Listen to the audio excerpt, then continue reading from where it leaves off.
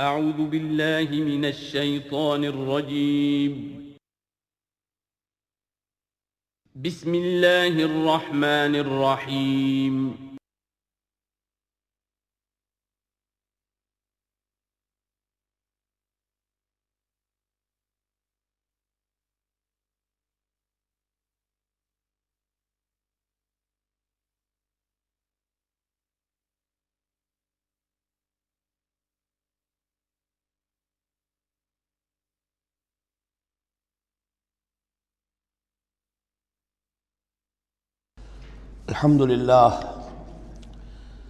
الحمدللہ وکفا والصلاة والسلام علی عبادہ الذین اصطفیٰ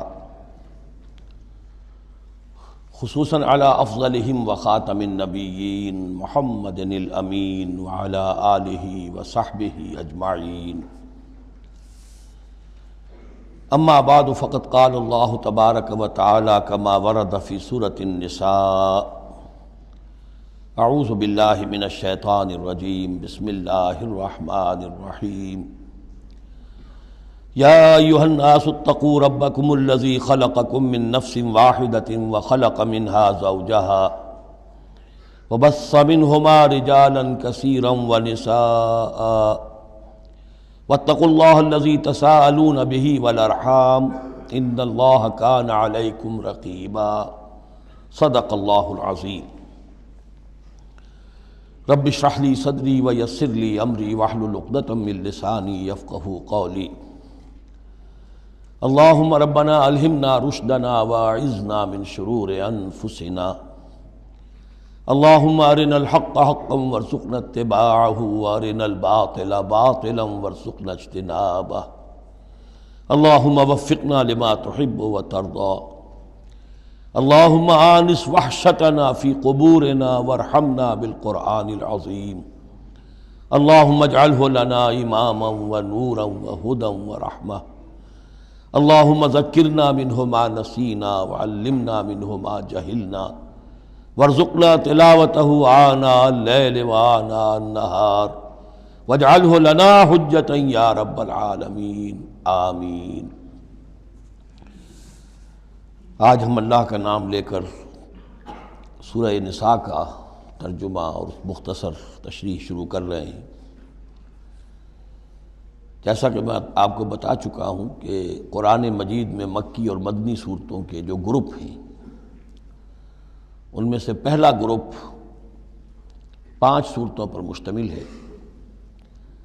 مکی صورت صرف سورہ فاتحہ ہے، حجم میں بہت چھوٹی، معنی میں، مفہوم میں، عظمت میں، فضیلت میں بہت بڑی۔ اس کے بعد 4 صورتیں جو ہیں وہ مدنی ہیں، بقرہ، نساء، آل عمران اور مائدہ۔ اور یہ جو 4 صورتیں ہیں یہ دو صورتوں کے 2 جوڑوں کی شکل میں۔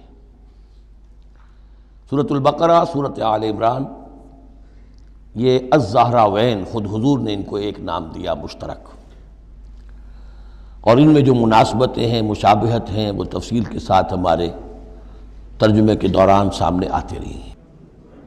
نسبت زوجیت کس اعتبار سے ہے، ایک دوسرے کی تکمیل کس پہلو سے کرتی ہیں، یہ بات بھی سامنے آئی۔ اب جو 2 صورتیں ہیں یہ سورۃ النساء اور سورۃ المائدہ، یہ جوڑے کی شکل میں ہیں۔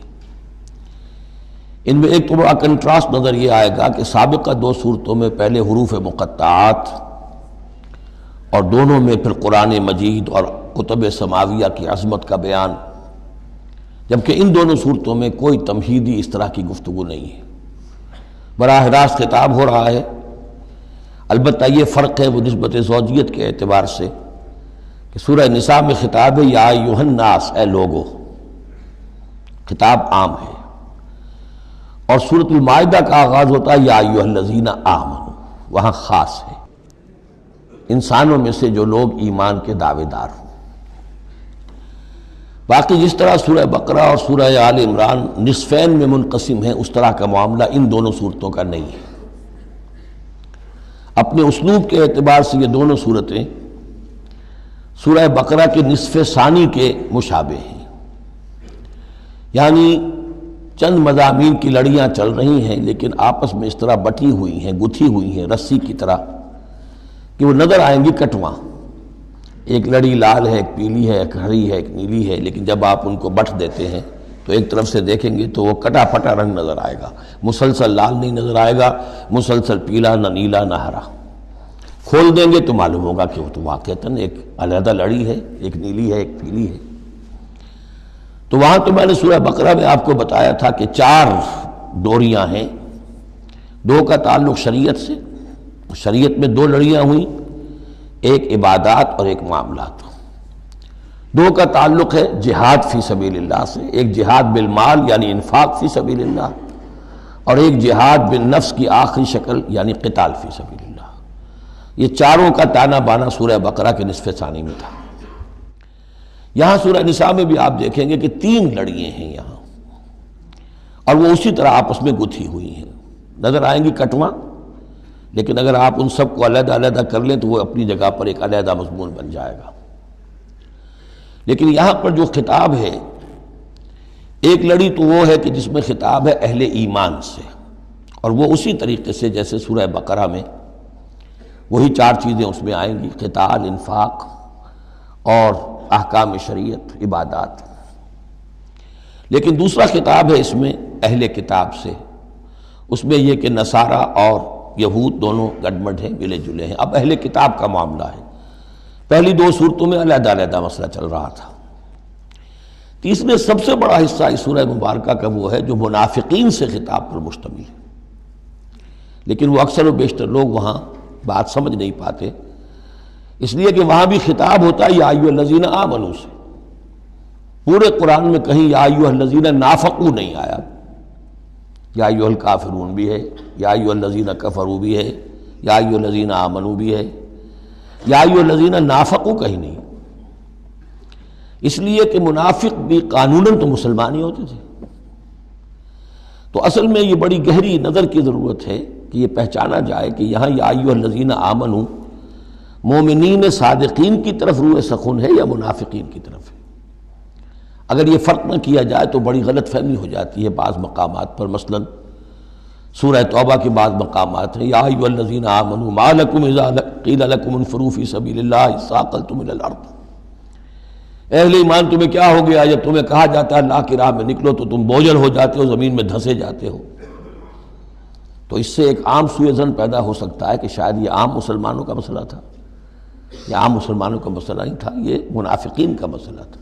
روح سخن وہاں منافقین کی طرف ہے، مومنین صادقین تو ہر وقت اس کے لیے آمادہ رہتے تھے کھلے دل کے ساتھ کہ واپس نہیں پھیرا کوئی فرمان جنوں کا، تنہا نہیں لوٹی کبھی آواز جرس کی، وہ تو تیار ہر وقت۔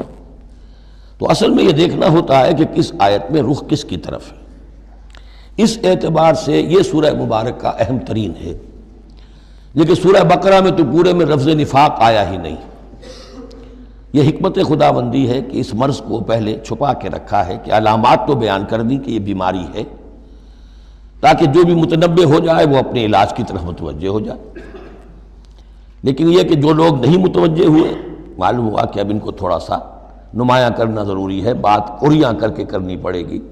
تو سورہ آل عمران میں 1-2 جگہ نفاق کا لفظ آ گیا، لیکن یہاں اب جو سب سے بڑا مضمون ہے سورہ بقرہ میں وہ منافقین کا ہے۔ یوں سمجھیے کہ 176 جو اس کی آیات ہیں، اس میں سے 55 آیتیں ہیں کہ جن کا جو میرا تجزیہ ہے روح سخن ہے مومنین صادقین کی طرف، صرف 37 آیات ہیں کہ جن میں خطاب ہے اہل کتاب سے، یہود اور نصارہ سے مشترک طور پر، اور 84 آیات ہیں جن میں خطاب منافقین سے۔ لیکن وہی بات جو میں نے عرض کی کہ جہاں بھی ان سے بات ہوگی یا ایھا الذین آمنوا کے حوالے سے ہوگی، اس لیے کہ ایمان کے دعوے دار تو وہ بھی تھے۔ منافق تو وہی ہوتا ہے کہ جو دعویٰ کرتا ہے ایمان کا، چاہے وہ شعوری طور پر منافق ہو چاہے غیر شعوری طور پر منافق ہو، لیکن یہ کہ دعویٰ ایمان تو اس میں موجود ہوگا۔ سورہ نساء اور سورہ مائدہ کے مابین ایک فرق نوٹ کر لیجئے۔ انسانی تمدن میں سب سے بنیادی چیز جو ہے وہ ہے معاشرہ، اور معاشرے میں عورت اور مرد کا تعلق، اور نمبر 2 جو معاشرے میں کچھ کمزور طبقات ہوتے ہیں ان کے لحاظ کا خیال، ان کے حقوق کا لحاظ کرنا۔ یہ مضمون آپ کو ملے گا سورہ نساء میں۔ آئلی قوانین تفصیل سے آ چکے سورہ بقرہ میں، جو رشتہ جڑتا ہے ایک مرد و ایک عورت کے مابین ازدواج کا، جس سے کہ پھر خاندان وجود میں آتا ہے، تو وہ جو سب سے بنیادی یونٹ ہے معاشرے کا، اس کی جڑ بنیاد کا تو سارا تفصیل سے معاملہ آ چکا ہے سورہ بقرہ میں۔ سورہ آل عمران اس اعتبار سے منفرد ہے کہ اس میں شریعت کے احکام نہیں ہیں سوائے اس ایک حکم کے جو سود کے بارے میں آیا ہے، لا تاکلوا الربا اضعافا مضاعفا، کوئی اور احکام شریعت جو ہے اس میں نہیں۔ لیکن یہاں اب آپ کو جو تمدن کی معاشرتی سطح کے اوپر خاص طور پر جو دبے ہوئے پسے ہوئے طبقات تھے اس معاشرے میں، ان کی ایمینسیپیشن، ان کو اوپر اٹھانا، ان کے حقوق کی طرف متوجہ کرنا، یہ آپ کو نظر آئے گا۔ پھر اس معاشرے کے اندر سیکس کا معاملہ، اگر سیکشول انارکی ہو تو تباہی پھیل جائے گی، تو اس میں ابتدائی اقدامات جو ہیں وہ اس صورت کے اندر آئے ہیں۔ سیکس ڈسپلن کیسے امپوز کرنا ہے مسلمانوں تمہیں اپنے معاشرے کے اندر، بے راہ روی سے کیسے ڈیل کرنا ہے۔ تو اس طریقے سے تمدن کی جو بنیادی جو منزل ہے اس پر گفتگو ہو رہی ہے۔ سورہ مائدہ میں جا کر پھر جو تمدن کی بلند ترین منزل ہے ریاست، اور یہ کہ پھر اعلیٰ سطح کے اوپر عدالتی نظام، چوری ڈاکہ وغیرہ کا سد باب، اس کے لیے کیا حدود ہیں، اس کے لیے کیا تعزیرات ہیں، یہ بھی آگے آئیں گی۔ باقی سورہ نساء میں جیسے ہے ویسے ہی سورہ مائدہ میں بھی اہل کتاب سے بھی آخری خطاب ہوگا۔ تو جیسا کہ میں نے عرض کیا تھا کہ یہ پہلا گروپ جو ہے اس میں دو لڑیاں ہیں، ایک ہے یہ شریعت کا گروپ ہے، شریعت شروع ہو رہی ہے، بلو پرنٹ اس کا سورہ بقرہ سے، اس کے تکمیلی احکام سورہ مائدہ میں، اور دوسرا اس میں خطاب ہے اہل کتاب کے ساتھ، وہ بھی تدریجاً بڑھ کر آخری باتیں وہ ہے کہ جو پھر سورہ مائدہ میں ہمیں ملیں گی۔ بس اتنی تمہید، اور اس میں بھی خاصا وقت صرف ہو گیا ہے۔ یا ایھا الناس اتقوا ربکم الذی خلقکم من نفس واحدۃ۔ اب دیکھیے معاشرتی مسائل کے ضمن میں گفتگو ہے تو ایسی بنیادی بات سے شروع کی ہے، اے لوگوں اپنے اس رب کا تقوی اختیار کر لو جس نے تمہیں ایک جان سے بنایا، وَخَلَقَ مِنْهَا زَوْجَهَا، اور اسی سے اس کا جوڑا بنایا۔ یہاں یہ نوٹ کرنے والی بات ہے کہ یہاں حضرت آدم کا لفظ نہیں ہے کہ آدم سے ان کا جوڑا بنایا، بلکہ نفس سے بنایا۔ اس میں وہ بات پوری طریقے سے ایکوموڈیٹ ہو سکتی ہے کہ یہاں مراد کیا ہے، نوع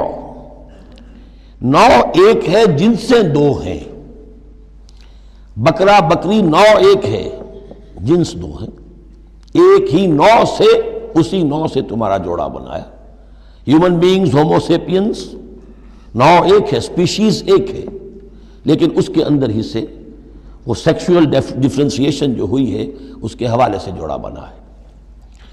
یا ایھا الناس اتقوا ربکم الذی خلقکم من نفس واحدۃ وخلق منها زوجها وبث منہما، اب یہاں پر مراد ہیں وہی آدم اور حوا، ان دونوں سے پھیلا دیے زمین میں کثیر تعداد میں مرد اور عورت، رجالا کثیرا ونساء۔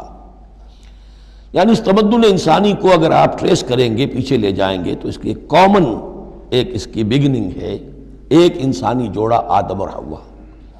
اس رشتے میں پوری نوع انسانی جو ہے رشتہ اخوت میں منسلک ہو جاتی ہے، اس لیول پر جا کر۔ ایک ہے سگے بہن بھائی، ایک ہے دادا دادی پر جا کر کزنز مل جائیں گے، پردادا پردادی پر جا کر اور ایک لمبا حلقہ ہو جائے گا، چلتے جائیے تو آدم و حوا کی نسل جو ہے وہ جا کر آخر بالآخر ایک پیرنٹس ہیں، ایک کپل ہے، آدم اور حوا۔ واتقوا اللہ الذی تساءلون بہ والارحام، اور اس دیکھیے ایک ہی آیت میں دوسری مرتبہ پھر تقوی کا حکم، اور تقوی اختیار کرو اس اللہ کا جس کا تم ایک دوسرے کو واسطہ دیتے ہو۔ آپ کو معلوم ہے کہ دنیا میں فقیر بھی مانگتا ہے تو اللہ کے نام پر مانگتا ہے، اللہ کے واسطے مانگتا ہے، اور اکثر و بیشتر معاملات جو تمدنی ہوتے ہیں، گھریلو جھگڑے ہوں، ان کو بھی جب نمٹانا ہوتا ہے تو آخر کار کہنا پڑتا ہے کہ اللہ کا نام مانو اور تم یہ بات چھوڑ دو، اپنی عزت سے باز آ جاؤ۔ تو جہاں آخری اپیل کرنی ہے اللہ کے حوالے سے تو اس کا تقوی اختیار کرو، تو یہ جھگڑے ہو گئی نہیں، اس کے احکام پر چلو۔ اس نے سوسائٹی کے مختلف طبقات کے حقوق معین کر دیے، مرد کے حقوق، عورت کے حقوق، رب المال کے حقوق، عامل کے حقوق، مضاربت ہے تو ایک وہ ہے کہ جس کا سرمایہ ہے، اور ایک وہ ہے کہ جو کام کر رہا ہے، دونوں کے کیا حقوق ہیں، کیا اختیارات ہیں۔ اگر ان کی پیروی کی جائے، ان کی پابندی کی جائے تو جھگڑا نہیں ہوگا۔ والارحام، اور رحمی رشتوں کا لحاظ رکھو۔ یہ وہ رحمی رشتہ ہے جیسا کہ میں نے بتایا، والدہ پر جا کر بہن بھائی ایک ہو گئے، دادی پر جا کر ایک اور بڑی تعداد میں ایک ہو گئے، یہ رحمی رشتے ہیں۔ لیکن انہی رحمی رشتوں کو پھیلاتے چلے جائیے تو کل بنی آدم، اور جتنی بھی بنات حوا ہیں وہ سب ایک ہی نسل سے، ایک ہی باپ اور ایک ہی ماں کی اولاد ہیں۔ ان اللہ کان علیکم رقیبا، یقیناً اللہ تعالیٰ تم پر نگران ہے۔ یہ تقویٰ کی روح ہے۔ اگر یہ خیال رہے کہ میں کسی کی نگاہ میں ہوں، کوئی مجھے دیکھ رہا ہے، میرا ہر عمل اس کی نگاہ میں ہے، چھپا ہوا نہیں ہے، چاہے میں نے سب دروازے بند کر دیے، کھڑکیاں بند کر دیں اور پردے لگا دیے، سب کچھ ہو گیا، لیکن ایک آنکھ سے میں نہیں چھپ سکتا۔ ان اللہ کان علیکم رقیبا، اگر یہ مستحضر رہے تو پھر تقویٰ ہوگا، پھر اللہ کے حکم کی پابندی کی جائے گی۔ اب دیکھیے یہ حکمت نبوت ہے صلی اللہ علیہ وسلم۔ اس آیت کو حضور نے خطبہ نکاح میں شامل کیا، کیونکہ نکاح کا موقع کیا ہوتا ہے کہ ایک مرد ایک عورت کے درمیان پھر وہی رشتہ ازدواج قائم ہو رہا ہے، آدم کا ایک بیٹا، حوا کی ایک بیٹی، پھر اسی رشتے میں منسلک ہو رہے ہیں جس میں کہ آدم اور حوا تھے۔ جس طرح ان سے نسل پھیلی ہے، اب ان سے آگے نسل بڑھے گی۔ لیکن یہ کہ اس پورے معاشرتی معاملے میں، خاندانی معاملات میں، عائلی معاملات میں، جیسے سورہ بقرہ میں ہم نے دیکھا کتنی مرتبہ واتقوا اللہ واتقوا اللہ واتقوا اللہ، تقویٰ نہیں ہوگا تو پھر خالی قانون جو ہے اس کے اندر وہ تاثیر نہیں ہوا کرتی۔ قانون کو تو تختہ مشق بھی بنایا جا سکتا ہے، وَلَا تَتَّخِذُوا آیَاتِ اللَّهِ هُزُوًا، اللہ کی آیات کا ٹھٹا ہی نہ بنا دو، کہ قانون کا تقاضا تو پورا ہو رہا ہے لیکن اس کی جو روح ہے وہ بالکل ختم ہو جاتی ہے۔ وَآتُوا الْيَتَامَىٰ أَمْوَالَهُمْ، اور وہ جو دبے ہوئے طبقات ہیں ان میں سے یتیم ایک اہم طبقہ تھا، ان کے کوئی حقوق نہیں تھے، مال ان کے ہڑپ کر لیے جاتے تھے، کمزور تھے۔ وَآتُوا الْيَتَامَىٰ أَمْوَالَهُمْ وَلَا تَتَبَدَّلُوا الْخَبِيثَ بِالطَّيِّبِ، ان کا مال جو ہے اس میں سے اچھا مال لے لیا، برا ان کو اپنا برا مال ان میں شامل کر دیا۔ انہیں کیا پتہ چلا؟ اگر اول تو یہ کہ ہڑپ ہی کر گئے، نہیں تو بہت متقی ہوئے تو چلیے تعداد پوری کر دی، لیکن یہ کہ ان کا جو اچھا مال تھا اپنے طرف لے لیا اور ردی مال ادھر لگا دیا۔ وَلَا تَأْكُلُوا أَمْوَالَهُمْ إِلَىٰ أَمْوَالِكُمْ، اور ان کے مال اپنے مالوں میں شامل کر کے ہڑپ نہ کرو۔ إِنَّهُ كَانَ حُوبًا كَبِيرًا، یقیناً یہ بہت بڑا گناہ، بہت بڑے بوال کی بات ہے۔ وَإِنْ خِفْتُمْ أَلَّا تُقْسِطُوا فِي الْيَتَامَىٰ، اور اگر تمہیں اندیشہ ہو کہ تم یتیم بچیوں کے بارے میں انصاف نہیں کر سکو گے، یعنی یتیم ایک تو لڑکا ہوا، چلیے اس کی ایک زندگی ہے، ایک خاص حد کو پہنچنے کے بعد وہ ایک انڈیپینڈنٹ لائف اختیار کر لے گا۔ یتیم لڑکی کا معاملہ یہ ہوتا تھا کہ وہ یہ کہ کوئی ولی ہے، اس سے انہیں نکاح بھی کر لیا لڑکی سے تاکہ اس کا مال بھی قبضے میں آ جائے، اور چونکہ یتیم ہے اس کے پیچھے اس کے حقوق کی نگہداشت کرنے والا کوئی ہے ہی نہیں۔ اگر ماں باپ ہوں تو ظاہر بات ہے کہ پھر وہ بچی کے حقوق کے بارے میں بھی تو کچھ بات کر سکیں، لہذا جس طرح چاہیں اس پر ظلم کریں، ان کا کوئی پرسان حال نہیں۔ تو اس میں خاص طور پر کہ یتیم ایک تو ہے لڑکا اور ایک لڑکی یتیم۔ وَآتُوا الْيَتَامَىٰ، اسے منکرین سنت نے، منکرین حدیث نے اس آیت کو مختلف طریقے سے وہ تعبیر کیا ہے، لیکن وہ میں یہاں اس وقت بیان نہیں کر سکتا۔ جو مفہوم میں صحیح سمجھتا ہوں، جو سلف سے چلا آ رہا ہے، جو حضرت عائشہ صدیقہ رضی اللہ تعالی عنہا سے مروی ہے، تو میں وہی بات بیان کر رہا ہوں۔ یہاں جو ہے دوسری آیت میں، یہ تیسری آیت میں، وہ یتامہ سے مراد ہیں یتیم بچیاں، یتیم خواتین۔ وَإِنْ خِفْتُمْ أَلَّا تُقْسِطُوا فِي الْيَتَامَىٰ فَانكِحُوا مَا طَابَ لَكُم مِّنَ النِّسَاءِ مَثْنَىٰ وَثُلَاثَ وَرُبَاعَ، تو پھر یہ ہے کہ تم ان یتیم بچیوں سے نکاح مت کرو، اور تمہیں جو پسند ہو، اگر ضرورت ہے دو دو تین تین چار چار کی حد تک تمہیں اجازت ہے، نکاح کر سکتے ہو۔ تعدد ازدواج کی یہی آیت قرآن مجید میں، لیکن یتیم بچیوں کے تم ولی بن کر کہیں اور ان کی شادی کرو تاکہ ان کے حقوق کے لیے پاسبان بن کر تم کھڑے ہو سکو، ورنہ یہ کہ تم نے انہیں اپنے گھروں میں ڈال دیا تو پھر ان کے حقوق کا کون ہوگا جو باز پرس کر سکے تم سے۔ فَإِنْ خِفْتُمْ أَلَّا تَعْدِلُوا، البتہ یہ جو ہم نے آزادی دی ہے دو دو تین تین چار چار، اس کی ایک شرط ہے، اور وہ یہ کہ اگر دو شادیاں ہیں، تین ہیں، چار ہیں، تو عدل ہو۔ وَإِنْ خِفْتُمْ أَلَّا تَعْدِلُوا، اگر تم ان میں برابری نہ کر سکو، یہ اندیشہ ہو، فَوَاحِدَةً، تو پھر ایک ہی شادی کرو، ایک ہی بیوی، اس سے زائد نہیں۔ او ما ملکت ایمانکم، اور دوسرا کھاتا یہ ہے، یا جو تمہاری ملک یمین ہو، جو لونڈیاں ہوں، جو جنگوں میں غزوات میں جو بھی آتی تھیں، وہ ایک علیحدہ معاملہ ہے، ان کی تعداد کے اوپر کوئی تعین نہیں ہے، لیکن پھر شادی ایک ہوگی۔ اگرچہ اس میں آگے چل کر بات آ جائے گی کہ اس انصاف میں قلبی رجحان اور میلان شامل نہیں ہے۔ جو چیز گنتی کی ہو سکتی ہے، ٹائم کتنا گزار رہے ہو، کس بیوی کے پاس کتنا، سب اس میں مساوات ہونی چاہیے۔ نان نفقہ کیا دے رہے ہو، کپڑے کیسے دے رہے ہو، ان تمام چیزوں میں جو کاؤنٹ ہو سکتی ہیں، جو مادی چیزیں ہیں، جو دیکھی بھالی جا سکتی ہیں، اس میں انصاف اور عدل لازم ہے۔ البتہ دلی رجحان اور میلان جس پر کہ انسان کو قابو نہیں ہوتا، اس میں گرفت نہیں ہے۔ ذالک ادنیٰ اللہ تعولوا، یہ اس سے قریب تر ہے کہ تم ایک ہی طرف کو نہ جھک پڑو، کہ ایک ہی بس بیوی کی طرف سارا میلان ہے، رجحان ہے۔ اور جیسا کہ آگے آئے گا کہ دوسری جو ہے یا دوسری جو ہیں وہ معلق ہو کر رہ گئی ہیں کہ نہ وہ شوہروں والی ہیں اور نہ وہ آزاد ہیں کہ کہیں اور نکاح کریں۔ وَآتُوا النِّسَاءَ صَدُقَاتِهِنَّ نِحْلًا، اور عورتوں کو ان کے مہر خوش دلی کے ساتھ دیا کرو، مجھ کو تاوان سمجھ کے نہ دیا کرو۔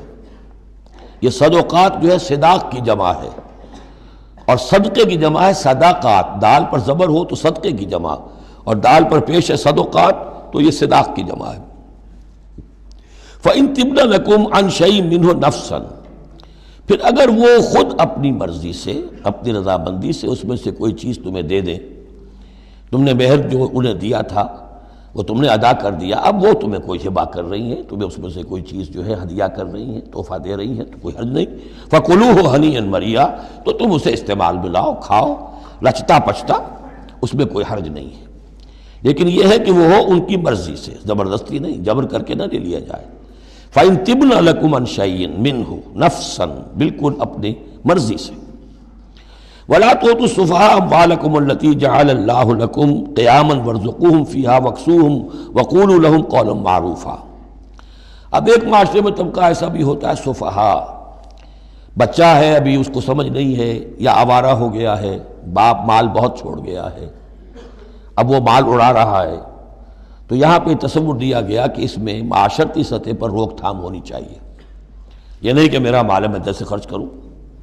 تو اموالکم کہا گیا، یہ اصل میں ایک معاشرے کی ایک مشترک سی چیز ہے، مشترک بہبود کے لیے ہے، چاہے انفرادی ملکیت ہے لیکن پھر بھی اس معاشرے کی اس کے اندر مشترک بہبود ہونی چاہیے۔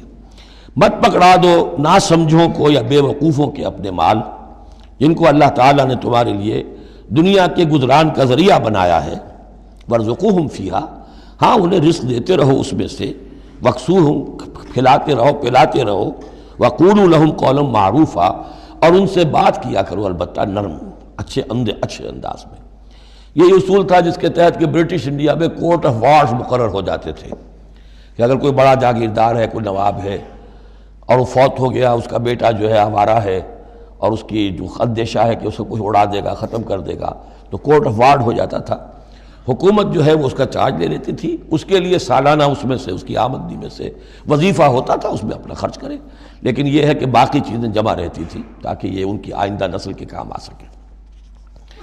وَابْتَلُوا الْيَتَامَىٰ حَتَّىٰ إِذَا بَلَغُوا النِّكَاحَ، اور یتیموں کی دیکھ بھال کرتے رہو، جانچ پرکھ کرتے رہو، دیکھتے رہو کہ ان کے اندر کبھی شعور پیدا ہو گیا یا نہیں۔ فَإِنْ آنَسْتُم مِّنْهُمْ رُشْدًا، تو جب تم دیکھو ان میں کہ اب یہ باشعور ہو گئے ہیں، سمجھدار ہو گئے ہیں، فَادْفَعُوا إِلَيْهِمْ أَمْوَالَهُمْ، تو ان کے اموال ان کے حوالے کر دو۔ وَلَا تَأْكُلُوهَا إِسْرَافًا وَبِدَارًا أَن يَكْبَرُوا، اور دیکھو اس مال کو کھانے کی کوشش نہ کرو، ہڑپ نہ کرو جلدی سے، کہ ایسا نہ ہو کہ بچے جوان ہو جائیں تو یہ مال تو دے ہی دینا ہے میں نے، تو اس سے پہلے جتنا بھی اس کو میں کھا جاؤں کھا لوں۔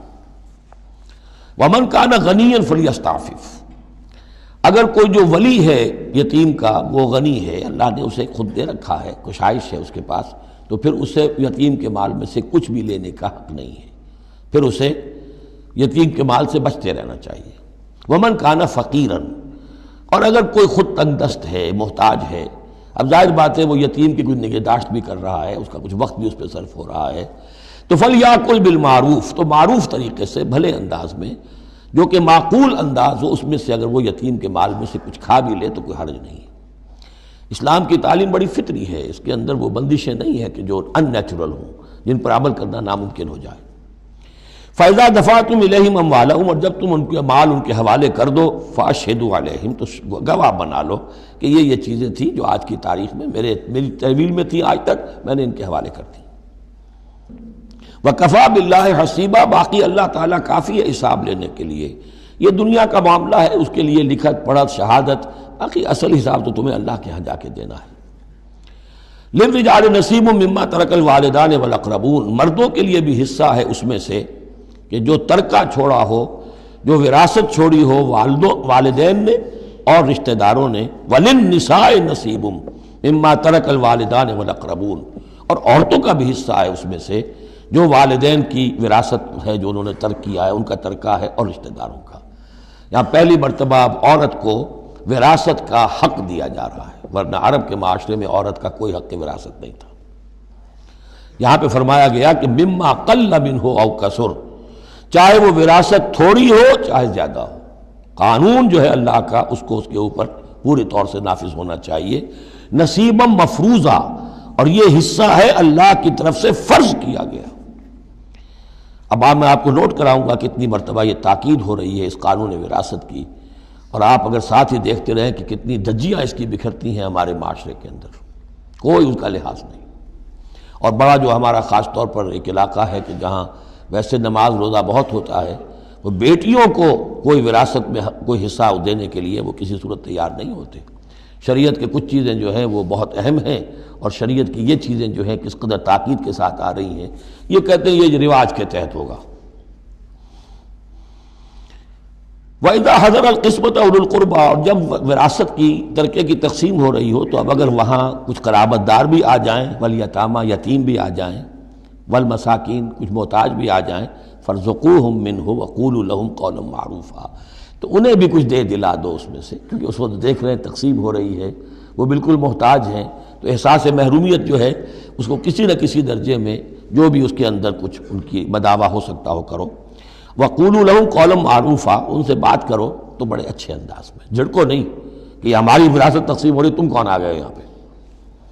وَلْيَخْشَ الَّذِينَ لَوْ تَرَكُوا مِنْ خَلْفِهِمْ، ڈرتے رہنا چاہیے ان لوگوں کو کہ اگر انہوں نے بھی چھوڑے ہوتے اپنے پیچھے ذُرِّيَّةً ضِعَافًا، چھوٹے بچے، اپنی نسل چھوڑ کر اگر وہ گئے ہوتے اور یتیم بچے ہوتے ان کے، خافوا علیہم، تو کیسے کیسے اندیشے ہونے ہوتے اپنے ان بچوں کے بارے میں. فلیتقوا اللہ، تو انہیں چاہیے کہ اللہ کا تقوی اختیار کریں کہ یہ یتیم جو اس وقت آ گئے یہ بھی کسی کے بچے ہیں، کوئی ان کا بھی باپ تھا، ان کے سر پر ہاتھ رکھو. ولیقولوا قولا سدیدا، اور بڑی صاف اور ستھری اور صحیح اور حق پر مبنی بات کرو. ان الذین یاکلون اموال الیتامی ظلما، یقیناً وہ لوگ کہ جو یتیموں کا مال ہڑپ کرتے ہیں ناحق، انما یاکلون فی بطونہم نارا، وہ اپنے پیٹوں میں بھر رہے ہیں آگ، وسیصلون سعیرا، اندر کی آگ تو اپنے پیٹوں میں ڈال رہے ہیں اور سموچے وہ خود آگ میں ڈال دیے جائیں گے. تو گویا کہ ایک آگ ان کے اندر ہوگی اور ایک جہنم کی آگ ان کے باہر ہوگی. یہ 10 آیتیں بڑی جامع ہیں، اور جس طریقے سے کہ سوسائٹی کے جو پسماندہ طبقات تھے ایک ایک کا خیال کر کے جس باریک بینی سے حکمت کے ساتھ احکام دیے جا رہے ہیں. اب اس کے بعد جو رکوع ہے یہ بڑا مختصر ہے، آیتیں 4 ہیں لیکن ایک قیامت مضمر ہے ان میں، یہ اعجاز ہے. 4 آیتوں کے اندر اسلام کا پورا قانون وراثت جس پہ پوری جلدیں لکھی گئی، جامعیت کی انتہا ہے. یوصیکم اللہ فی اولادکم، اللہ تعالیٰ تمہیں وصیت کرتا ہے تمہاری اولاد کے بارے میں. للذکر مثل حظ الانثیین، لڑکے کے لیے حصہ ہے 2 لڑکیوں کے برابر. فإن كن نساء فوق اثنتین فلہن ثلث ما ترک، اور اگر صرف بیٹیاں ہی بیٹیاں ہوں اور 2 یا 2 سے زائد ہوں تو ان کو 2/3 میں حصہ ملے گا. وإن كانت واحدة فلها النصف، اور اگر ایک ہی بیٹی ہے تو اسے آدھا ملے گا. ظاہر بات ہے بیٹا ایک ہی وارث ہوگا تو پورے کا وارث ہو جائے گا، تو جب بیٹی کا حصہ بیٹے سے آدھا ہے تو اگر ایک ہی بیٹی ہے تو اسے آدھی وراثت ملے گی، آدھی پھر اور لوگوں کو جائے گی، وہ ایک الگ حصہ ہے، معاملہ ہے. وَلِأَبَوَيْهِ لِكُلِّ وَاحِدٍ مِّنْهُمَا السُّدُسُ مِمَّا تَرَكَ إِنْ كَانَ لَهُ وَلَدٌ. اب یہ وراثت میں ایک تو ہے نیچے وراثت بیٹا بیٹی، اور ایک ہے اوپر والد والدین، جب اب وہ بھی زندہ ہیں، فوت ہوا ہے کوئی شخص، اس کے والدین یا والد یا والدہ دونوں میں سے کوئی ایک زندہ ہے، ان کا بھی حصہ ہے. وَلِأَبْوَيْهِ لِكُلِّ وَاحِدٍ مِّنْهُمَا، اس کے والدین کے لیے ہر ایک کے لیے ان میں سے چھٹا حصہ ہے اس کے ترکے میں سے، مما ترک ان کان لہو ولد، اگر اس کے اولاد ہے. ایک شخص لاولد مر گیا ہے تو اور بات ہوگی، اولاد ہے تو چھٹا یعنی 1/3 حصہ والدین کو چلا گیا، 2/3 جو ہے اولاد میں تقسیم ہوگا۔ فَإِن لَّمْ يَكُن لَّهُ وَلَدٌ، اور اگر اس کی اولاد ہے ہی نہیں، لا ولد، فوت ہو رہا ہے، وَوَرِثَهُ أَبَوَاهُ، اور اس کے وارث اس کے والدین ہی ہیں، فَلِأُمِّهِ الثُّلُثُ، تو ماں کو 1/3 اور باپ کو 2/3، وہ مرد کا باپ ماں سے عورت سے دگنا ہو جائے گا۔ فَإِن كَانَ لَهُ إِخْوَةٌ، اور اگر اس کے بہن بھائی ہو، فَلِأُمِّهِ السُّدُسُ مِن بَعْدِ وَصِيَّةٍ يُوصِي بِهَا أَوْ دَيْنٍ، تو پھر ماں کا حصہ جو ہے وہ پھر اور کم ہو جائے گا، چھٹا حصہ رہ جائے گا سلس کی بجائے، تاکہ باپ کی طرف سے تو پھر بھائیوں کو وراثت جا سکے گی اس کے، لیکن ساتھ فرما دیا من بعد وصیت یوصی بہا او دین، وراثت کی تقسیم سے پہلے 2 کام کر لینے ہوں گے کہ اگر کوئی وصیت کی ہے اس وصیت کو پورا کیا جائے، اگر کوئی دین ہے جو فوت ہوا ہے اس پر کوئی قرض ہے وہ ادا کیا جائے، پھر جو ہے وراثت ادا ہوگی۔ من بعد وصیت یوصی بہا او دین، آباؤکم و ابناؤکم لا تدرون ایہم اقرب لکم نفعا، تمہارے باپ یا تمہارے بیٹے تم نہیں جانتے کہ ان میں سے کون تمہارے لیے زیادہ نافع ہے، زیادہ قریب ہے نفع کے اعتبار سے۔ فریضۃ من اللہ، یہ تم اپنی عقلوں کو چھوڑو، اللہ کی طرف سے یہ فرض ہے، فریضۃ من اللہ، یعنی آدمی سمجھے میرے بوڑھے والدین ہیں، خام خواہ ان کے لیے حصہ کائے کو رکھ دیا ہے، کھا پی چکے، زندگی گزار چکے، وراثت تو ملنی چاہیے اولاد کو، بیٹا بیٹی کو، نہیں، اللہ کا حکم مانو۔ آباؤکم و ابناؤکم لا تدرون ایہم اقرب لکم نفعا فریضۃ من اللہ ان اللہ کان علیما حکیما، یقیناً اللہ تعالیٰ علیم اور حکیم ہے، اس کا کوئی حکم علم اور حکمت سے خالی نہیں۔ وَلَكُمْ نِصْفُ مَا تَرَكَ أَزْوَاجُكُمْ إِن لَّمْ يَكُن لَّهُنَّ وَلَدٌ، اور تمہارا حصہ تمہاری بیویوں کے ترکے میں سے آدھا ہے اگر ان کے کوئی اولاد نہ ہو، بیوی فوت ہو رہی ہے اور اس کے کوئی اولاد نہیں ہے تو جو کچھ چھوڑ رہی ہے اس میں سے نصف جو ہے شوہر کا ہو جائے گا، باقی نصف جو ہے وہ بیوی کے بھائیوں وغیرہ کو جائے گا، لیکن شوہر کا نصف ہو گیا۔ فَإِن كَانَ لَهُنَّ وَلَدٌ، اور اگر اس کے اولاد ہے، فَلَكُمُ الرُّبُعُ مِمَّا تَرَكْنَا، پھر تمہارے لیے 1/4 حصہ ہوگا اس میں یہ جو اس نے چھوڑا ہے، باقی 3/4 اس کی اولاد میں تقسیم ہو جائے گا۔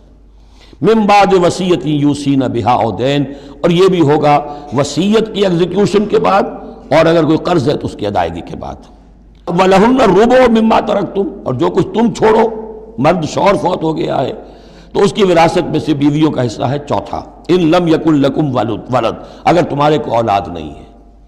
فَإِن كَانَ لَكُمْ وَلَدٌ، اور اگر تمہارے اولاد ہے، فَلَهُنَّ الثُّمُنُ مِمَّا تَرَكْتُمْ مِن بَعْدِ وَصِيَّةٍ تُوصُونَ بِهَا أَوْ دَيْنٍ، تو پھر تو ان کے لیے 8واں حصہ ہے،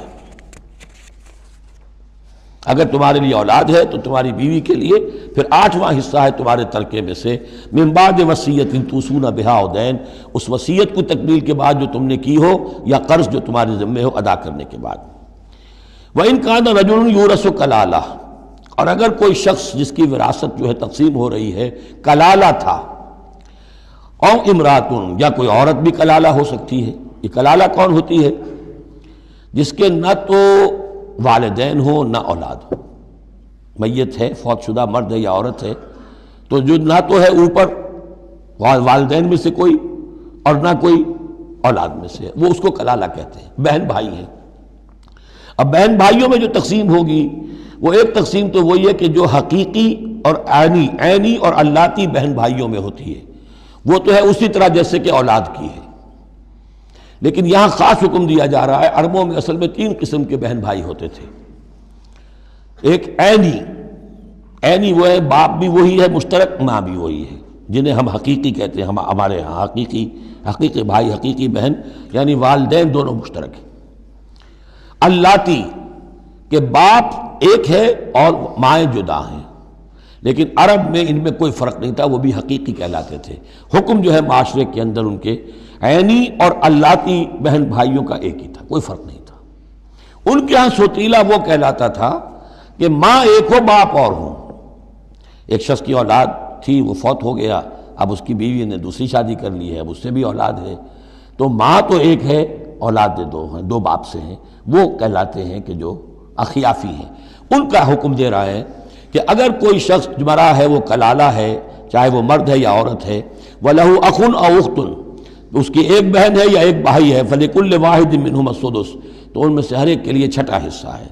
فَإِنْ كَانُوا أَكْثَرَ مِنْ ذَلِكَ، اور اگر وہ اس سے زیادہ ہیں، فَهُمْ شُرَكَاءُ فِي الثُّلُثِ، پھر وہ 1/3 میں حصے دار رہیں گے، من بعد وصیت یوصی بہا او دین، یہی دو شرطیں پھر ہیں، اس وصیت کو ایگزیکیوٹ کرنے کے بعد جو کی گئی ہو یا قرض کی ادائیگی کے بعد، غیر مضار، اور یہ سارا کام ایسے ہونا چاہیے کہ کسی کو ضرر پہنچانے کی نیت نہ ہو۔ وصیۃ من اللہ، یہ اللہ کی طرف سے تاکید ہے۔ واللہ علیم حلیم، اللہ تعالیٰ سب کچھ جاننے والا، کمال حلم والا ہے۔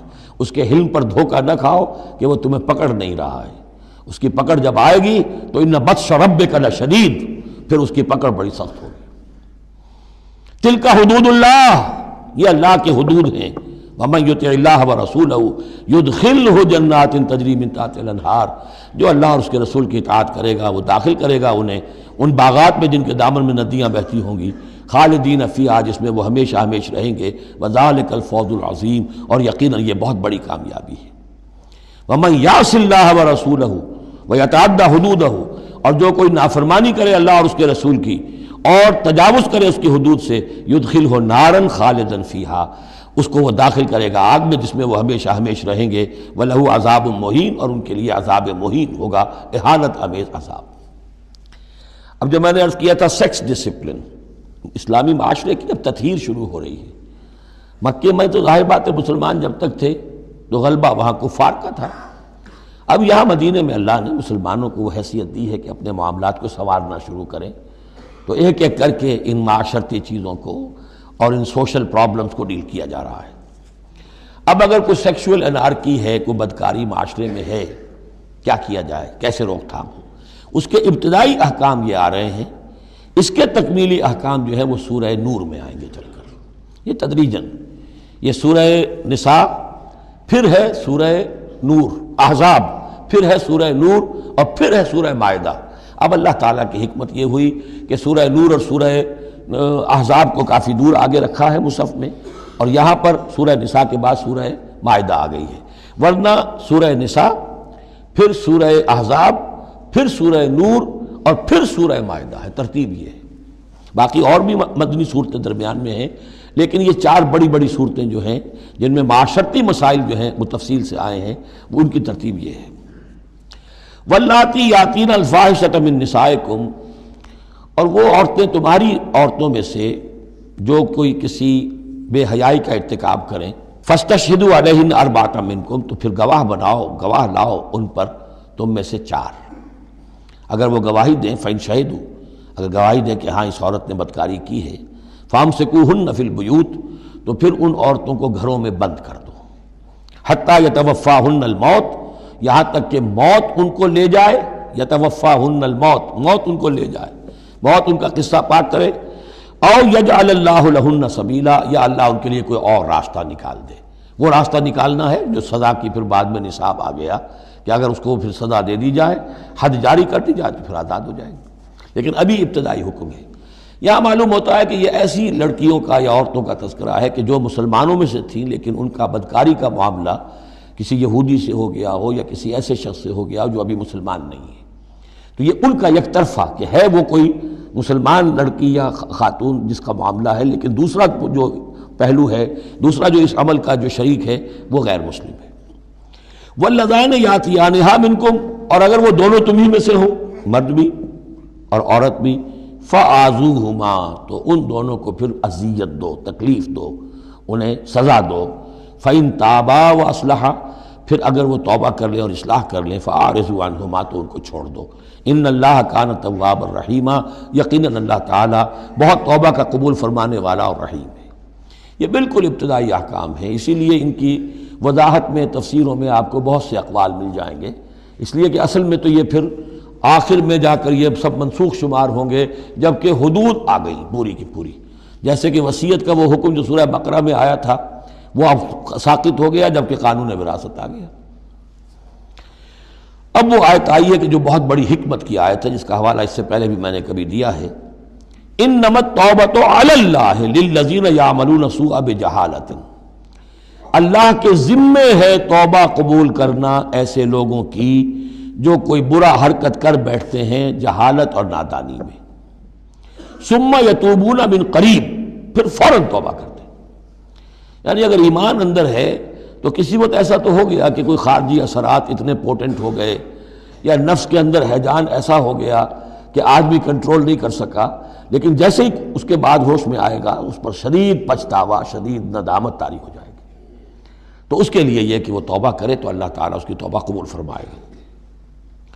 فَأُولَٰئِکَ يَتُوبُ اللَّهُ عَلَيْهِمْ، تو اللہ تعالیٰ ایسے لوگوں کی توبہ قبول فرمائے گا۔ وَكَانَ اللَّهُ عَلِيمًا حَكِيمًا، اللہ تعالیٰ علیم اور حکیم ہے۔ وَلَيْسَتِ التَّوْبَةُ لِلَّذِينَ يَعْمَلُونَ السَّيِّئَاتِ، ایسے لوگوں کا کوئی حق نہیں ہے توبہ کا کہ جو اپنی برائی حرکتیں کرتے رہیں، حرام خوریاں کرتے رہیں، زندگی بھر عیش لوٹاتے رہیں۔ حَتَّىٰ إِذَا حَضَرَ أَحَدَهُمُ الْمَوْتُ قَالَ إِنِّي تُبْتُ الْآنَ، یہاں تک کہ جب موت کا وقت آ جائے تو کہے کہ اب میں توبہ کرتا ہوں۔ یہ توبہ نہیں ہے۔ وَلَلَّذِينَ يَمُوتُونَ وَهُمْ كُفَّارٌ، اسی پر قیاس کر لیجئے جو مر بھی گئے کفر کی حالت میں، ان کی توبہ کا کوئی سوال ہی نہیں۔ اولئک اعتدنا لهم عذابا الیما، ایسے لوگوں کے لیے تو ہم نے دردناک عذاب تیار کر رکھا ہے۔ یا ایھا الذین آمنوا لا یحل لکم ان ترثوا النساء کرہا، اہل ایمان تمہارے لیے جائز نہیں ہے کہ تم عورتوں کو زبردستی وراثت میں لے لو۔ یہ بھی اس عورتوں کے طبقے پر جو شدید ظلم ہوتا تھا، کیونکہ پالیگیمی عام تھی، ایک شخص ہے فوت ہوا ہے، 4 ہیں 5 بیویاں ہیں، اب فرض کیجئے کہ جو بیٹا ہے بڑا جو وارث بن گیا ہے، اب باقی اس کی حقیقی ماں تو ایک ہی ہے، باقی سوتیلی مائیں وہ ان کو وراثت میں لے لیتا تھا کہ میرے قبضے میں رہیں گی یہ، بلکہ ان سے شادیاں بھی کر لیتے تھے، بغیر شادی اپنے گھروں میں ڈالے رکھتے تھے، یا پھر یہ کہ اختیار اپنے ہاتھ میں رکھ کر ان کی شادی کہیں کرتے تھے تو خود مہر لیتے تھے۔ اس طرح کے معاملات کرتے تھے، عورتوں کے ساتھ یہ ظلم ہوتے تھے۔ یا ایھا الذین آمنوا لا یحل لکم ان ترثوا النساء کرہا، اہل ایمان تمہارے لیے جائز نہیں ہے کہ تم عورتوں کے وارث بن بیٹھو زبردستی۔ ولا تعضلوہن لتذهبوا ببعض ما آتیتموہن، اور نہ تمہارے لیے یہ جائز ہے کہ تم ان کا راستہ روک کے رکھو انہیں، تاکہ تم واپس لے لو ان سے جو کچھ کہ تم نے انہیں دیا ہے۔ اب نکاح کیا تھا اس وقت تو بڑے چاؤ تھے اور لاڈ تھے اور کیا کیا دے دیا تھا، اور اب جو ہے اس سے وہ واپس ہتھیانے کے لیے طرح طرح کے ہتھ کنڈے استعمال ہو رہے ہیں، انہیں تنگ کیا جا رہا ہے، ٹارچر کیا جا رہا ہے، ذہنی طور پر تکلیف پہنچائی جا رہی ہے۔ الا یاتین بفاحشۃ مبینہ، ہاں اگر کسی سے صریح جو ہے حرام کاری کا فعل سرزد ہو گیا، اس پر کچھ زیادتی کی جائے، اسے کچھ سزا دی جائے، جیسے کہ اوپر آ چکا ہے فعذوہما، اس وقت تو اجازت ہے۔ اس کے بغیر جو ہے کسی کے اوپر زیادتی کرنا، خاص طور پر اگر نیت یہ ہے کہ میں اس سے اپنا مہر واپس لے لوں۔ وعاشروہن بالمعروف، دیکھو عورتوں کے ساتھ معاشرت اختیار کرو، رہو سہو معروف طریقے پر، بھلے طریقے پر، اچھے طریقے پر، نیکی اور راستی کے ساتھ۔ فَإِن كَرِهْتُمُوهُنَّ فَعَسَىٰ أَن تَكْرَهُوا شَيْئًا وَيَجْعَلُ اللَّهُ فِيهِ خَيْرًا كَثِيرًا، تو اور اگر تمہیں کسی وجہ سے اب وہ ناپسند ہو گئی ہے، انہیں پسند نہیں کرتے تم، تو ہو سکتا ہے کہ کسی شے کو تم ناپسند کرو، درا حال ہے کہ اللہ نے اسی میں تمہارے لیے خیر کثیر رکھ دیا۔ پتہ نہیں ایک عورت جو ہے کسی ایک اعتبار سے آپ کے دل سے اتر گئی ہے، طبیعت کا میلان نہیں رہا ہے، اس میں اور کون کون سی خوبیاں ہیں، کس اعتبار سے آپ کے لیے وہ خیر کا ذریعہ بنتی ہے، تو اللہ کے حوالے کرو اس معاملے کو، لیکن ان کے ساتھ رکھو معاشرت صحیح، ان کے حقوق ادا کرتے ہوئے۔ ہاں اگر معاملہ ایسا ہو گیا ہے کہ ساتھ رہنا ممکن نہیں ہے تو طلاق کا راستہ کھلا ہے، شریعت اسلامی نے اس میں کوئی تنگی نہیں رکھی ہے، یہ کرسچینٹی کی طرح کا کوئی غیر معقول نظام نہیں ہے کہ طلاق ہو ہی نہیں سکتی، وہاں یہ ہے کہ طلاق کا راستہ کھلا ہے۔ وَإِنْ أَرَدْتُمْ اسْتِبْدَالَ زَوْجٍ مَكَانَ زَوْجٍ، اور اگر تم نے فیصلہ ہی کر لیا ہو کہ ایک بیوی کی جگہ کوئی دوسری بیوی لانی ہے، وَآتَيْتُمْ إِحْدَاهُنَّ قِنْطَارًا، اور ان میں سے کسی ایک کو تم نے ڈھیروں مال دیا ہو، فَلَا تَأْخُذُوهُ مِنْهُ شَيْئًا فَلَا تَأْخُذُوا مِنْهُ شَيْئًا، اس میں سے کوئی شے واپس نہیں لے سکتے، جو مہر دیا تھا وہ ان کا ہے، اب اس میں سے کچھ واپس نہیں لے سکتے۔ اتاخذونہ بہتانا و اسما مبینا، کیا تم لوگے وہ مہر واپس ان سے ناحق اور صریح گناہ کے طور پر؟ وکیف تاخذونہ، کچھ عقل کے ناخن لو، کچھ شعور اور کچھ شرافت کا ثبوت دو، کیسے ان سے وہ مال تم واپس لینا چاہتے ہو؟ وقد افضى بعضكم الى بعض، جبکہ تم ایک دوسرے سے مل چکے ہو، تمہارے مابین انتہائی قریبی رشتہ جو بھی ہو سکتا ہے دنیا کا وہ قائم ہو چکا ہے۔ وَأَخَذْنَا مِنْكُمْ مِيثَاقًا غَلِيظًا، اور وہ تم سے بہت گہرا قول و قرار لے چکی تھی۔ اب قول و قرار ہوتا ہے نکاح کے وقت، اس میں ذمہ داری لیتا ہے مرد، کوئی ایک وہ بھی ایک کانٹریکٹ ہے۔ وَلَا تَنكِحُوا مَا نَكَحَ آبَاؤُكُم مِّنَ النِّسَاءِ إِلَّا مَا قَدْ سَلَفَ، اور جو تمہاری والد، جو تمہارے آباؤ نے، تمہارے باپوں نے جن سے نکاح کیا ہو ان سے تم نکاح مت کرو. جو میں نے کہا تھا نا کہ جو سوتیلی مائیں ہوتی تھیں ان کو وہ اپنے نکاح کر کے گھر میں ڈال دیا یا بغیر نکاح کے ڈال دیا. یہ نکاح وہاں بھی اس معاشرے میں بھی اس کو کہتے تھے نکاح مقت، بہت ہی برا نکاح ہے. فطرت انسانی تو اباح کرتی ہے لیکن رواج ان کا تھا. یہاں قرآن مجید نے آ کر اس کا جو ہے سختی کے ساتھ سد باب کیا. وَلَا تَنكِحُوا مَا نَكَحَ آبَاؤُكُم، جن عورتوں سے نکاح کیا ہو تمہارے باپوں نے ان سے نکاح نہ کرو. مِنَ النِّسَاءِ إِلَّا مَا قَدْ سَلَفَ، سوائے اس کے کہ جو ہو چکا. إِنَّهُ كَانَ فَاحِشَةً وَمَقْتًا، یقیناً یہ بڑی بے حیائی کی بات ہے اور اللہ تعالیٰ کے غضب کو بھڑکانے والی ہے. وَسَاءَ سَبِيلًا، اور بہت ہی برا راستہ ہے. اب یہ طویل آیت آ رہی ہے جس میں محرمات ابدیہ کا بیان ہے کہ کن رشتوں میں نکاح کا معاملہ نہیں ہو سکتا. ایک مرد کن کن اپنی خواتین رشتہ داروں سے شادی نہیں کر سکتا. حرمت علیکم امہاتکم، حرام کر دی گئی تم پر تمہاری مائیں. نمبر 1. وبناتکم، تمہاری بیٹیاں. واخواتکم، اور تمہاری بہنیں. وعماتکم، اور تمہاری پھوپھیاں. وخالاتکم، اور تمہاری خالائیں. وبنات الاخ، اور بھائی کی بیٹیاں یعنی بھتیجیاں. وبنات الاخت، اور بہن کی بیٹیاں یعنی بھانجیاں. وامہاتکم اللاتی ارضعنکم، اور تمہاری وہ مائیں جنہوں نے تمہیں دودھ پلایا ہے. واخواتکم من الرضاعۃ، اور تمہاری دودھ پلانے والیوں کی بیٹیاں کہ جو تمہارے اب بہن بن گئی ہیں رضاعی. وامہات نسائکم، اور تمہاری بیویوں کی مائیں یعنی ساس جن کو ہم کہتے ہیں خوش دامن. وربائکم اللاتی فی حجورکم، اور اگر وہ کہ جو ربیبہ ہوں، جو تمہارے ہاں پلی بڑھی ہوں. من نسائکم اللاتی دخلتم بہن، ربیبہ، ربیب اس کو کہتے ہیں کہ ایک عورت کے پہلے کوئی اولاد تھی، آپ نے ان سے شادی کی ہے تو وہ اولاد بھی ساتھ لے آئی ہے. اب وہ آپ کی بیٹے بیٹیاں ہی ہو گئی آپ کی، لیکن وہ آپ کے حقیقی بیٹے بیٹیاں نہیں، ربیب کہلاتے ہیں، ربیب اور ربیبہ. تو وہ ربیب اور ربیبہ بھی حرام ہیں اگر اس جو ماں ہے اس کے ساتھ مقاربت کی ہو. اگر اس کے ساتھ تعلق زن و شہ ہوا ہے تو پھر وہ ربیبہ جو ہے، بچی جو آئی تھی اس کے ساتھ وہ بھی حرام ہو گئی. لیکن اگر کسی وجہ سے بغیر اس کے کہ ان کے ساتھ کوئی جنسی تعلق ہو، طلاق ہو جائے، تو پھر اس ربیبہ کے ساتھ نکاح ہو سکتا ہے. وَرَبَائِبُكُمُ اللَّاتِي فِي حُجُورِكُم مِّن نِّسَائِكُمُ اللَّاتِي دَخَلْتُم بِهِنَّ، جن سے تم نے صحبت کی ہو، ان کی جو بیٹیاں ہیں سابقہ شوہروں سے وہ حرام ہیں. فَإِن لَّمْ تَكُونُوا دَخَلْتُم بِهِنَّ، اور اگر تم نے ان سے صحبت نہ کی ہو، فَلَا جُنَاحَ عَلَيْكُمْ، تو پھر کوئی حرج نہیں ہے. وَحَلَائِلُ أَبْنَائِكُمْ، اور تمہارے بیٹوں کی عورتیں یعنی بیٹوں کی بیویاں، بہو جن کو ہم کہتے ہیں، تمہاری بہویں.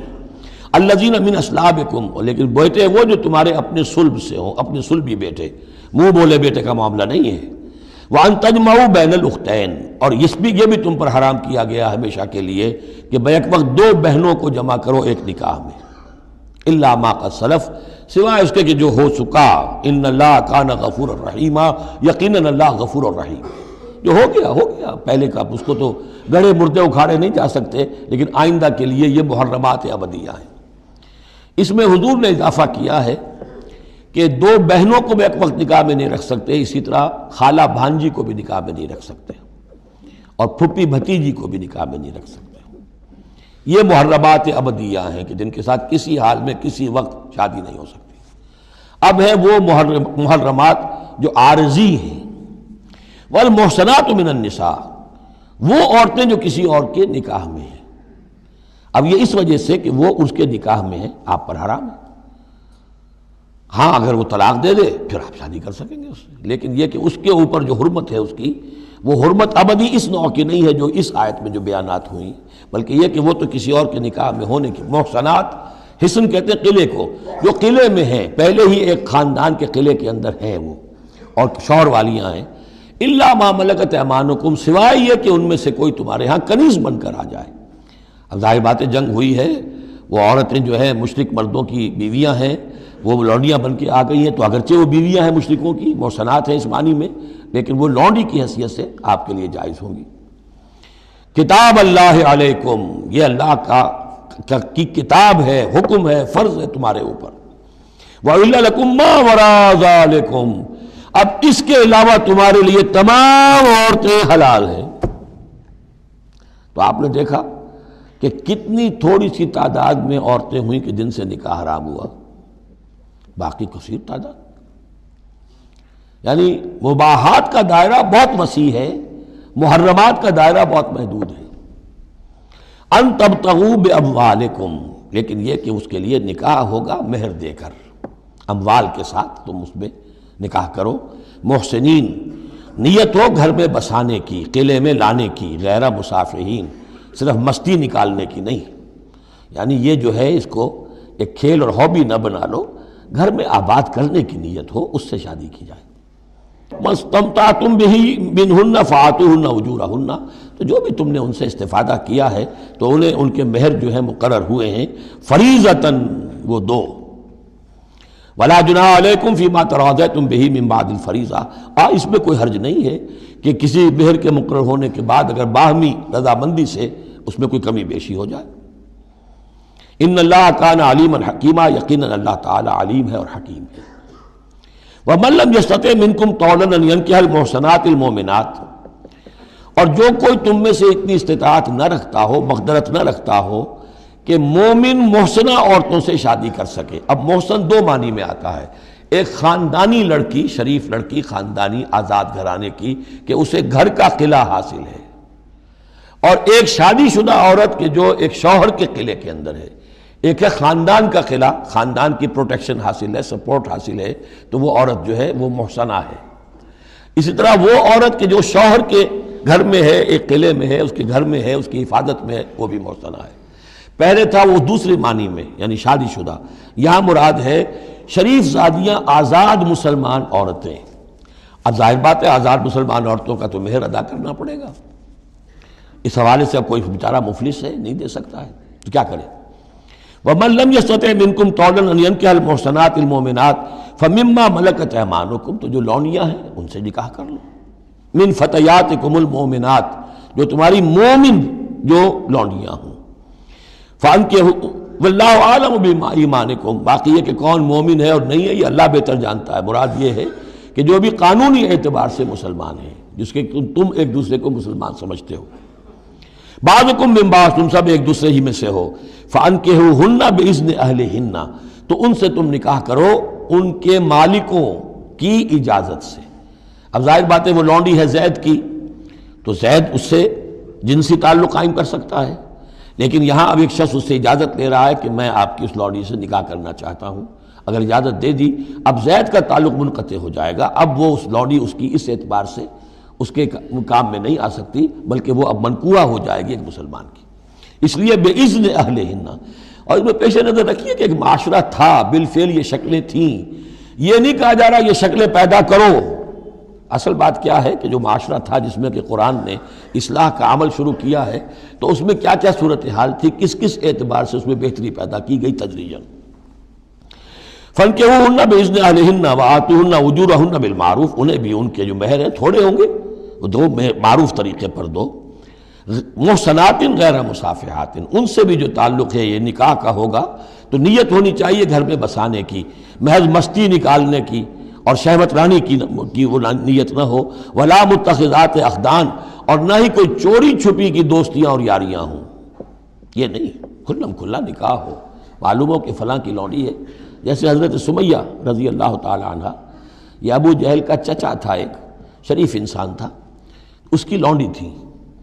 پھر جب یہ یاسر آئے ہیں یمن سے اور آباد ہوئے مکے میں، تو انہوں نے اس کے ابو جہل کے چچا سے اجازت لے کر اور ان کی لونڈی سمیہ سے شادی کی ہے۔ ان سے پھر حضرت عمار ہوئے، عمار ابن یاسر اور عمار کی والدہ سمیہ رضی اللہ تعالی عنہم، یہ تین کا ایک کنبہ تھا۔ وہ شریف آدمی مر گیا تو پھر ابو جہل جو ہے اس کو اختیار ہو گیا ان پر، اس نے پھر جو پرسیکیوٹ کیا ہے وہ آپ کو معلوم ہے، اس خاندان کو بدترین جو ایذائیں دی گئی ہیں وہ اس خاندان کو دی گئی ہیں۔ فَإِذَا أُحْصِنَّ، پھر جب وہ قید نکاح میں آ جائیں، فَإِنْ أَتَيْنَ بِفَاحِشَةٍ، پھر اگر وہ کوئی غلط کام کریں، اگر کوئی وہ جو ہے بے حیائی کا کام کریں، فَعَلَيْهِنَّ نِصْفُ مَا عَلَى الْمُحْصَنَاتِ، تو انہیں آدھی سزا دی جائے گی اس کی کہ جو شادی شدوں کو دی جائے گی۔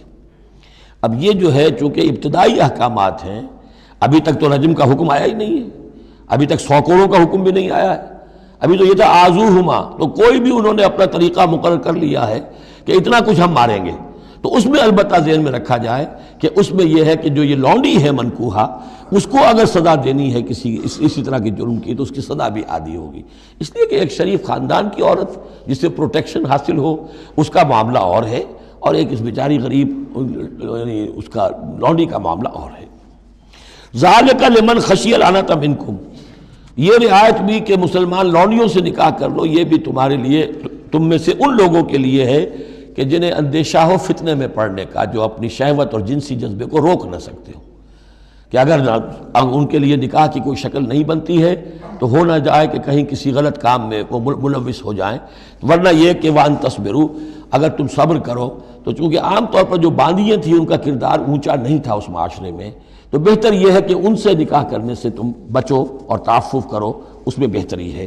وان تصبروا خیر لکم، اور اگر تم صبر کرو تو یہ تمہارے حق میں بہتر ہے۔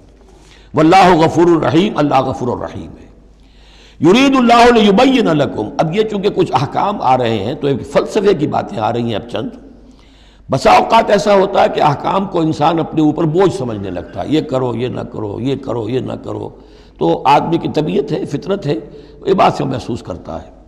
بلکہ عیسائی تو میں نے ایک مرتبہ 1970 میں تقریر سنی تھی، کرسمس گزاری تھی لندن میں، تو انہوں نے کہا تھا کہ شریعت لعنت ہے، خواہ ایک انسان کو یہ حرام ہے، یہ حرام ہے، یہ حرام ہے، رک نہیں سکا ہے، اب دل اس کا میلا ہو جائے گا، گلٹی کانشنس ہو جائے گا، گلٹی کانشنس سے اس کے اندر جو ہے وہ نیگیٹو سائیکالوجی ڈیولپ ہونی شروع ہو جائے گی۔ یہ ساری گندگی کہاں سے پیدا ہوئی کہ آپ نے حرام حلال کا فلسفہ چھیڑ، سب حلال کرو چھٹی ہو جائے گی۔ تو ایسے ایسے فلسفے بھی دنیا میں ہیں، اور یہ میں نے تقریر سنی 1970 میں لندن میں کرسمس کے دنوں میں۔ یرید اللہ لیبین لکم، اللہ تعالیٰ چاہتا ہے کہ تمہارے لیے ان چیزوں کو واضح کر دے۔ وَيَهْدِيَكُمْ سُنَنَ الَّذِينَ مِن قَبْلِكُمْ، اور تمہیں ہدایت دے ان راستوں کی کہ جو تم سے پہلے کے لوگوں کے تھے۔ وَيَتُوبَ عَلَيْكُمْ، اب اس میں دونوں طرف جائے گا، پہلے کے نیکوکار بھی تھے، پہلوں کے بدکار بھی تھے۔ نیکوکاروں کا راستہ تم اختیار کرو، صراط الذین انعمت علیہم، اور دوسرے راستوں سے تم بچ سکو۔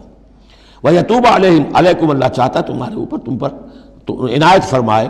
واللہ علیم الحکیم، اللہ تعالیٰ سب کچھ جاننے والا، کمال حکمت والا ہے۔ واللہ یرید ان یتوب علیکم، دوبارہ پھر وہی، اللہ چاہتا ہے تم پر مہربانی فرمائے۔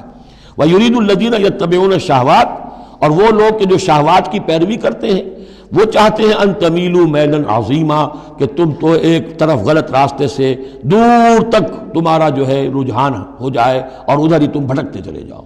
آج جو بھی ہے عورت کی آزادی کی بنیاد پر، ایمینسیپیشن کی بنیاد پر، یہ ساری چیزیں جو ہو رہا ہے، ویمن لب ہے، یہ سب کا سب در حقیقت ان حدود اور قیود کو توڑ کر، اور سارا یہ جنسی جو ہے انارکی پھیلانے کی ایک سازش ہے جو دنیا میں چل رہی ہے۔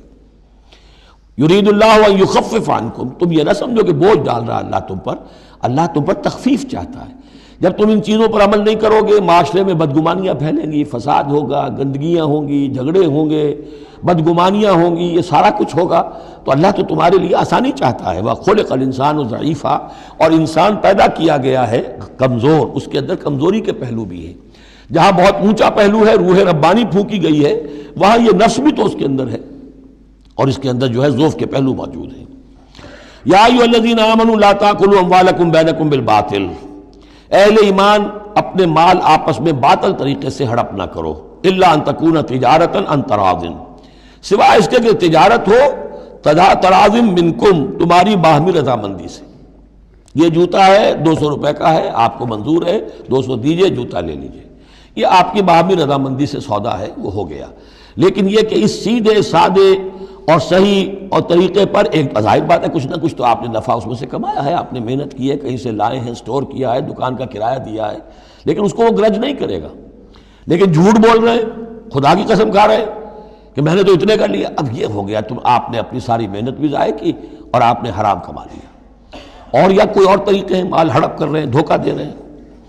یا ایھا الذین آمنوا لا تاکلوا اموالکم بینکم بالباطل الا ان تکون تجارتا عن تراض منکم ولا تقتلوا انفسکم، اور نہ اپنے آپ کو قتل کرو، یعنی ایک دوسرے کو قتل کرو۔ تمدن کی جڑ دو چیزوں پر ہے، احترام جان، احترام مال۔ میرے لیے آپ کا مال محترم ہے، آپ کی جان محترم ہے، میں اسے کوئی غدر نہ پہنچاؤں، آپ کے لیے میرا مال، میری جان، میرا جسم محترم ہے، اسے کوئی گزن نہ پہنچائے۔ اگر تو یہ جنٹلمین ایگریمنٹ ہمارا چلتا ہے تب تو ہم ایک معاشرے میں رہ سکتے ہیں، ایک ملک میں رہ سکتے ہیں، اور اس میں اطمینان ہوگا، سکون ہوگا، چین ہوگا۔ اور جہاں یہ دونوں احترام ختم ہو گئے، جان کا نہ مال کا، تو ظاہر بات ہے کہ پھر وہاں سکون کہاں سے آئے گا، اطمینان کہاں سے آئے گا، چین کہاں سے آئے گا۔ وَلَا تَقْتُلُوا أَنفُسَكُمْ إِنَّ اللَّهَ كَانَ بِكُمْ رَحِيمًا، یقیناً اللہ تعالی تم پر بہت ہی مہربان ہے۔ وَمَن يَفْعَلْ ذَلِكَ عُدْوَانًا وَظُلْمًا، اور جو کوئی بھی یہ کام کرے گا، دو کام، چوری اور دھوکہ اور قتل نفس، ظلماً اور عدواناً تعدی کے ساتھ، ظلم کے ساتھ، فَسَوْفَ نُصْلِيهِ نَارًا، تو اسے تو ہم جھونک دیں گے آگ میں، وَكَانَ ذَلِكَ عَلَى اللَّهِ يَسِيرًا، اور یہ چیز اللہ پر بہت آسان ہے۔ یہ نہ سمجھنا کہ کیا اللہ تعالیٰ تمام نوع انسانی کو جہنم میں جھونک دے گا، یہ اللہ کے لیے بہت آسان ہے۔ بارک اللہ لی ولکم فی القرآن العظیم ونفعنی وإیاکم بالآیات والذکر الحکیم۔